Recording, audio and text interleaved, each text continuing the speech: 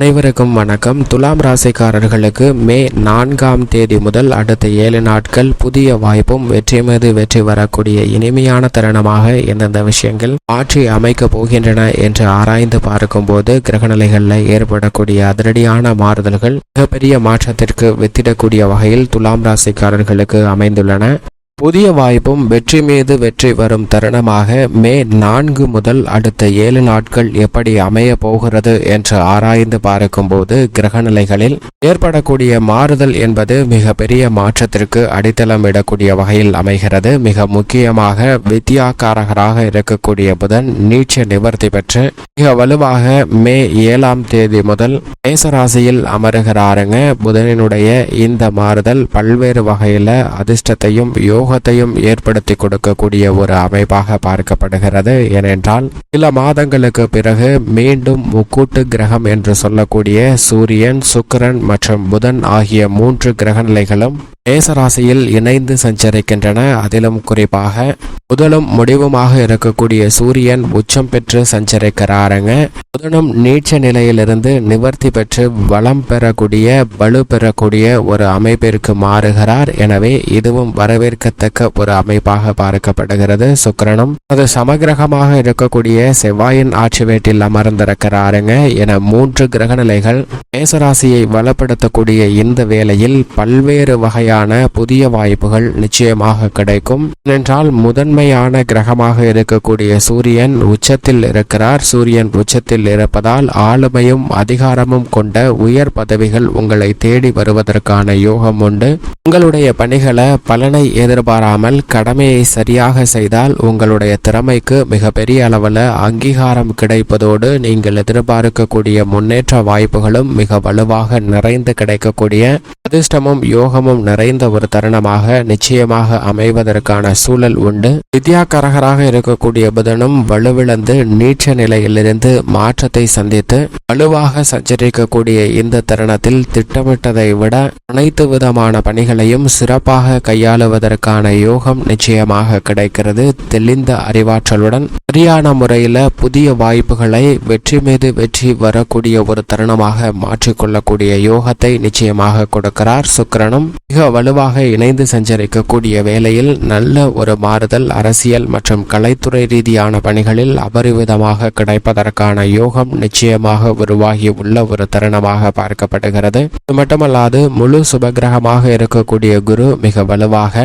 மே 1ஆம் தேதி முதலே ரிஷபராசியில் சஞ்சரிக்கிறார் திருக்கணிதத்தின்படி. ஆனால் வாக்கிய கணிதத்தின்படி மே 8ஆம் தேதி முதல் வலுவாக அமர்ந்து சஞ்சரிக்க போகிறாருங்க. எப்படி பார்த்தாலும் குருவினுடைய இந்த ரிஷபராசி சஞ்சார காலகட்டத்தை உறுதி செய்யக்கூடிய ஒரு தருணமாக இந்த வாரம் அமைகிறது. எனவே குரு சுகாதிபதியாக இருக்கக்கூடிய சுக்கிரனின் ஆட்சி வீட்டில் அமர்ந்திருப்பதால் பல சௌகரியமான முன்னேற்றம் பெறக்கூடிய வகையில் புதிய வாய்ப்புகள் அடுக்கடுக்காக கிடைப்பதற்கான சூழல் நிச்சயமாக உருவாகும். குரு பார்க்கின் கோடி நன்மை என்று சொல்லக்கூடிய வகையில் குருவின் சுப பார்வை பல்வேறு இடங்களை வலுப்படுத்துவதால் நிச்சயமாக பல சிரமம் தடைகள் விலகும். ஏனென்றால் மிகுந்த வீரியத்துடன் குரு செயல்படுகிறாருங்க.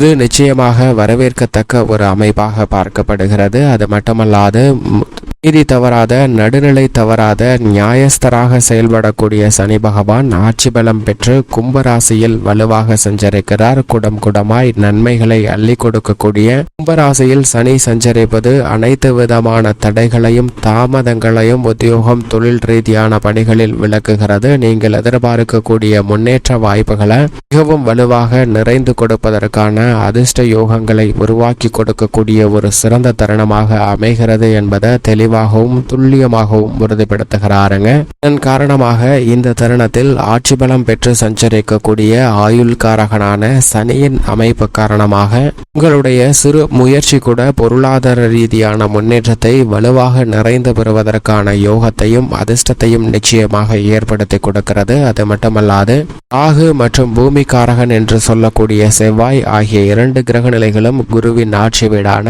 மீன ராசியில் வலுவாக இணைந்து சஞ்சரிக்கின்றன.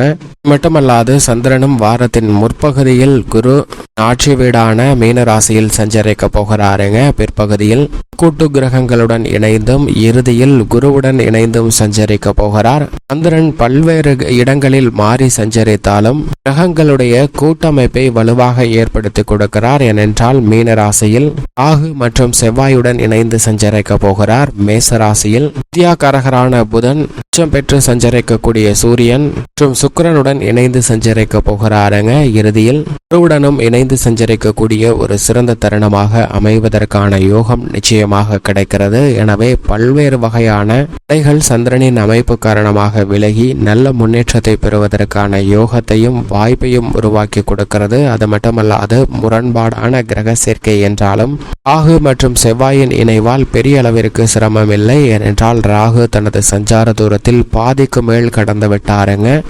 பூமிகாரகன் அவருடன் இணைந்து சஞ்சரிப்பதால் நிச்சயமாக சிரமம் இல்லை. ஏனென்றால் சனியை விட்டு விலகி சஞ்சரிப்பதே பல்வேறு வகையில நல்ல முன்னேற்றத்தையும் அதிர்ஷ்டத்தையும் பெற்றுத்தரக்கூடிய ஒரு சிறந்த அற்புதமான தருணமாக அமைகிறது என்பதை தெளிவாகவும் துல்லியமாகவும் உறுதிப்படுத்துகிறார். ராகு குருவின் ஆட்சி வீடான மீனராசியில் சஞ்சரிக்கக்கூடிய வேளையில் மற்றொரு நிழல் கிரகமாக இருக்கக்கூடிய கேது வித்யாகாரகரான புதனின் ஆட்சி வீடான கன்னிராசியில் வலுவாக சஞ்சரிக்கிறாருங்க.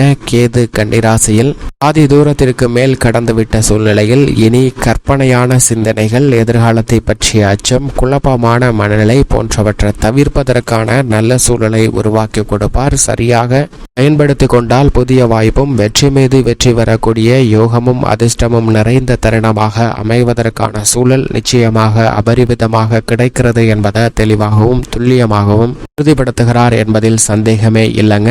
இப்படி நவ கிரகங்களின் அமைப்பும் இருக்க எந்தெந்த விஷயங்களில் அதீதமாக புதிய வாய்ப்பும் வெற்றி மீது வெற்றி வரக்கூடிய தருணமாக அமைவதற்கான சூழல் நிறைந்துள்ளது என்று பார்க்கும்போது துலாம் ராசிக்காரர்களை பொறுத்தவரைக்கும் முழு சுபகிரகமாக இருக்கக்கூடிய குரு 8ஆம் இடமாகிய அஷ்டமஸ்தானத்தில் அமர்கிறார். அது நிச்சயமாக வரவேற்கத்தக்க ஒரு அமைப்பாக பார்க்க முடியாது. இருந்தாலும் கூட குருவின் சுப பார்வை மிகவும் வலுவாக இந்த தருணத்தில் 2, 4 மற்றும் 12ஆம் இடத்தில் கிடைக்கிறதுங்க. தனஸ்தானம், சுகஸ்தானம் மற்றும் விரயஸ்தானம் வலுவுள்ளதாக மாறுவதால் அஷ்டமத்தில் குரு சஞ்சரித்தாலும் சுப விரயங்கள் அதிகரிப்பதற்கான யோகம் உண்டு. பொருளாதார ரீதியான சிக்கல்கள் பெருவளவில் ஏற்படாது என்பதை குருவினுடைய சஞ்சார அமைப்பும் அவருடைய சுப பார்வையும் உறுதிப்படுத்துகிறது. ஆனால் பணிகளில் சற்று கூடுதல் அலைச்சல் இருக்கும். குடும்பத்தில் எதிர்பாராத கருத்து வேறுபாடுகள் ஏற்படலாம். எனவே ஒருவருக்கொருவர் விட்டு கொடுத்து செல்வதால் நீங்கள் குடும்பத்தில் ஒற்றுமையை அதிகரிப்பதற்கான வாய்ப்பு நிச்சயமாக கிடைக்கும். அது மட்டுமல்லாது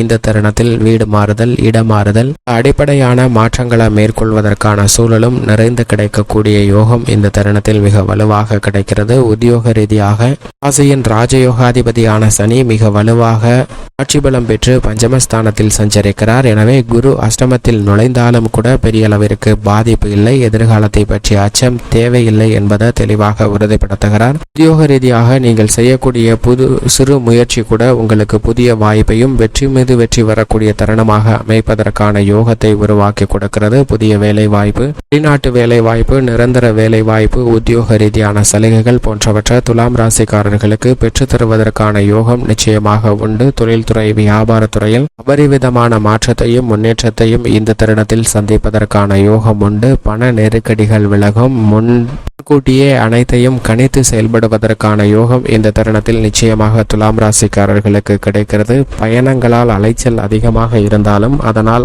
ஆதாயம் நல்லபடியாக அமைவதற்கான யோகம் இந்த தருணத்தில் மிகவும் வலுவாக கிடைக்கிறது. ராசியின் அதிபதியான சுக்கிரன் சப்தமஸ்தானத்தில் உச்சம் பெற்று சஞ்சரிக்கக்கூடிய சூரியனுடன் இணைந்து சஞ்சரிக்கிறாருங்க. சப்தமஸ்தானத்தை வலுப்படுத்துவதால் கலைத்துறை ரீதியான பணிகளில் அனைத்திலும் வெற்றி நிச்சயமாக உண்டு. புதிய வருமானத்தை உயர்த்தி கொள்ளக்கூடிய வகையில் வாய்ப்புகள் கிடைக்கும். அரசியல் சார்ந்த பணிகளில் நீங்கள் திட்டமிட்ட நிர்ணயித்த பாதையில சரியான முறையில கையாண்டு மிகப்பெரிய அளவில் வெற்றி வாய்ப்பையும் முன்னேற்றத்தையும் குவிப்பதற்கான யோகம் நிச்சயமாக இந்த தருணத்தில் வலுவாக கிடைக்கிறது.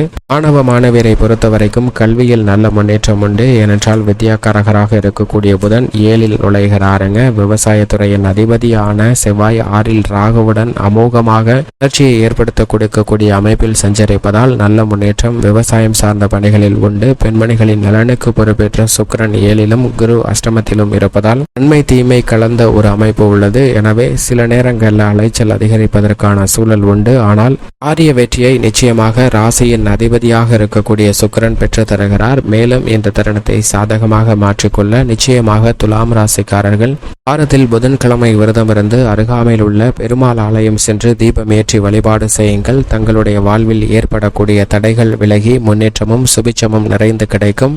புதிய வாய்ப்பும் வெற்றி மீது வெற்றி வரக்கூடிய தருணமாக அமைத்துக் கொள்ளக்கூடிய யோகமும் உருவாகும்.